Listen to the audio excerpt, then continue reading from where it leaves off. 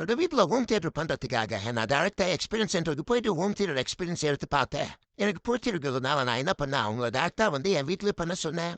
அவங்களும் வந்து எனக்கு எல்லாம் இன்ஸ்டால் பண்ணி கான்ஃபிகரேஷன்லாம் பண்ணி குடுத்துட்டு போனாங்க. ஆனா, அவங்க தியேட்டர்ல பார்த்த அதே எக்ஸ்பீரியன்ஸ் என்னோட தியேட்டர்ல வரவே இல்லையே. அது ஏன்னு தெரியல சார். அதான் உங்களுக்கு நான் கால் பண்ணியிருக்கேன். பொதுவாவே நெறைய டெக்னீஷியன்ஸ் என்ன பண்றாங்கன்னு பார்த்தீங்கன்னா, ஹோம் தியேட்டர் செட்டப் பண்ணும்போது, டைரக்ட்டா போயிட்டு இந்த ஆடிசி மைக் வச்சு என்ன பண்றாங்க, ஒரு பேசிக்கான செட்டப் வந்து பண்ணி குடுத்துட்டு வந்துடுறாங்க. இது மட்டும் போதுமான்னு கேட்டீங்கன்னா, கண்டிப்பா கிடையாது. ஏன்னா, ஆடிசின்றது ஒரு மைக்க வச்சு ஒரு பேசிக்கா காலிபரேஷன் பண்ணக்கூடிய ஒரு செட்டப் இது. இந்த பேசிக் செட்டப் முடிஞ்சதுக்கு அப்புறம், சீட்டிங்கோடைய பொசிஷனுக்கும், ஸ்பீக்கரோட அலைன்மென்ட்ட பொறுத்து மேனுவல் செட்டிங்ல சின்ன சின்னதா கரெக்ஷன் பண்ண வேண்டியது இருக்கு. இந்த மாதிரியான மேனுவல் செட்டிங்ஸ் பண்ணிட்டு இருக்கும்போது, வெவ்வேறு சேனல்ல இருக்கக்கூடிய வீடியோ கன்டென்ட்ட ப்ளே பண்ணி, நமக்கு சரியான அவுட்புட் வர வரைக்கும், அத மேனுவலா ஃபைன் டியூன் பண்ணிட்டு இருக்கணும். நல்ல ஒரு தியேட்டரோட பெர்ஃபார்மன்ஸ நீங்க எதிர்பார்க்குறீங்கன்னா, நீங்க ஒரு நல்ல எக்ஸ்பெர்ட்ட செலக்ட் பண்றது உங்க கையில தான் இருக்கு.